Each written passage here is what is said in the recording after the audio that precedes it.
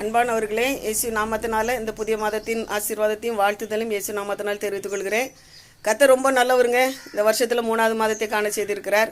இந்த வருஷத்தில் இந்த மாதத்தில் கர்த்தர் நம்மோடு பேசுகிற காரியம் முப்புரி நூல் சீக்கிரமாக யாராது. முப்புரி நூல்னால் என்ன நினைக்கிறீங்க? கர்த்தர் தந்த நல்ல குடும்பம், கணவன் மனைவி கர்த்தர். நம்முடைய வாழ்க்கையில், கணவன் மனைவி வாழ்க்கையில், குடும்ப வாழ்க்கையில் கர்த்தர் இருப்பாரே என்றால் நம்முடைய வாழ்க்கை அருந்து போகவே போகாது. நம்முடைய வாழ்க்கையில் சுகமோ, பலமோ, ஆஸ்தியோ, ஐஸ்வர்யமோ, சமாதானமோ அருந்து போகவே போகாதுங்க. ஆண்டவர் சொல்கிறாரு, உங்கள் வாழ்க்கையில் நான் இருக்கிறேன். நான் கொஞ்சம் சிந்திச்சு பாருங்கள். நிறைய கஷ்டப்படுறோம், நிறைய ஜெபம் பண்ணுறோம், நிறைய பாரப்படுறோம். உண்மைதாங்க. உண்மையிலேயே கர்த்தர் நம்மோடு இருப்பார் என்றால் நம்முடைய குடும்ப வாழ்க்கையில் குட்ட நெட்டை இருக்கும், ஏற்றத்தாழ்வு வரும், குறையில்லாத வீடே கிடையாது. ஆனால் கணவன் மனைவிக்குள்ள ஒரு உண்மையான அன்பு இருக்கணும். அது மாத்திரமல்ல, ஒருவரை ஒருவர் ஏற்றுக்கொள்ளணும். இது எனக்கு கர்த்தர் தந்த கணவன், இது எனக்கு கர்த்தர் தந்த மனைவி, இது கர்த்தர் தந்த குடும்பம் தான் அப்படின்னு ஏற்றுக்கொள்ளக்கூடிய ஒரு மனசு நமக்கு வரணும். ஆனால் நிறைய மனசு கிடந்து குழம்பும். இப்படியோ அப்படியோ, அப்படி செஞ்சுருக்கலாமோ, இப்படி செஞ்சுருக்கலாம். இல்லைங்க, கர்த்தர் நல்லவர். அவர் தான் சொல்கிறாரு, முந்தினையில் நினைக்க வேண்டாம், பூர்வ மனைகளை சிந்திக்க வேண்டாம், நான் புதிய காரியத்தை செய்கிறேன்னு சொல்கிறாருல. நம்ம தப்பு பண்ணியிருந்தாலும் இயேசு கிறிஸ்து தப்பு பண்ண மாட்டாருங்க. நல்ல புதிய காரியத்தை செய்வார். ஒருவர் ஒருவர் மன்னிக்கணும். ஏட்டிக்கு போட்டி பேசுவோம், கூட்டி குறைச்சி பேசுவோம், சண்டை சச்சரெல்லாம் வருங்க.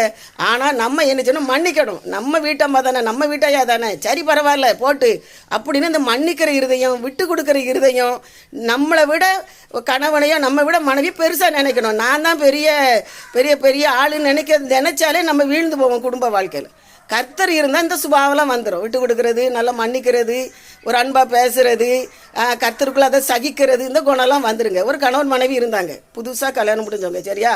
கல்யாணம் முடிஞ்ச வாழ்க்கையில் அந்த மனைவி நிறைய எதிர்பார்ப்போடு வருவாங்க. நிறைய பிரச்சனை வரதான் செய்யும். அதை வீட்டில் பெற்றோர்கள் நல்ல ஆலோசனை கொடுத்து அனுப்பணும். சரியா? ஆனால் இன்றைக்கி நிறைய பேர் அப்படி கொடுக்க மாட்டேங்க. அதனால தான் நிறைய பிரச்சனை. சரி போட்டு பரவாயில்ல. இந்த கணவன் வந்து கொஞ்சம் சூடாக பேசிட்டாருன்னு வைங்களேன், இந்த அம்மா கோவத்தில் பெட்டி படிக்கலாம் தூக்கிட்டு போயிட்டாங்களா? ஆனால் 2 பேருமே கர்த்தரை தேடுற பிள்ளைங்க தான். ஆனாலும் பிரச்சனை வரும். ஆண்டோடைய பிள்ளைகள் வாழ்க்கையிலேயே நிறைய பிரச்சனை வரும். ஏன்னா பிசாசு நம்ம தான் ரொம்ப சோதிப்பான். அப்போ அந்த அம்மா கோவத்தில் போய் இருந்துட்டாங்க. இந்த வீட்டையா ஜெபம் பண்ணுறாங்க. என்ன இப்படி கோவத்தில் போயிட்டாலும் நம்ம தெரியாமல் பேசிட்டோமே அப்படின்னு சொல்லிவிட்டு அந்த மனைவிட்ட ஃபோன் போட்டு பேசுகிறாங்க. அந்த அம்மா முதல்ல எடுக்கலை. பெண்கள் கொஞ்சம் வீரப்பாக இருப்பாங்க, பார்த்துக்கிடுங்க, கொஞ்சம் வீரப்பாக தான் இருப்பாங்க. ஆனாலும் அந்த அம்மாவும் ஜெபிக்கிற அம்மானால அடுத்த நேரம் ஃபோனை எடுத்தாங்க. நீங்கள் பேசின வார்த்தை பீங்காங்கப்பை போட்டு உடைச்ச மாதிரி, இனி நான் வரவே மாட்டேன். நாங்கள் கணவன் சொன்னார், எவ்வளோ நான் பீங்காங்கப்பை உடைக்கல பிள்ளை, நான் வீசுறது பிளாஸ்டிக் கப்பு பிள்ளை, பிளாஸ்டிக் கப்பு, அது உடையவே உடையாது. நான் ஒன்றும் உடைப்பேனா, நீ எனக்கு எவ்வளவு அருமையானவ தெரியுமா? சொன்ன மாத்திரத்தில் மனைவிக்கு ஒரே சந்தோஷம். அந்த வார்த்தை, கணவன் சொன்ன அந்த வார்த்தை அவளை பலப்படுத்திச்சு. பெட்டி படிக்க தூக்கிட்டு ஓடி அடுத்த நேரம் புருஷன் வீட்டுக்கு வந்துட்டா. இன்றைக்கி நம்ம எப்படி பேசுகிறோம்? பிரச்சனை வரும். கணவன் மனைவியை சமாதானப்படுத்துகிற மாதிரி மனைவி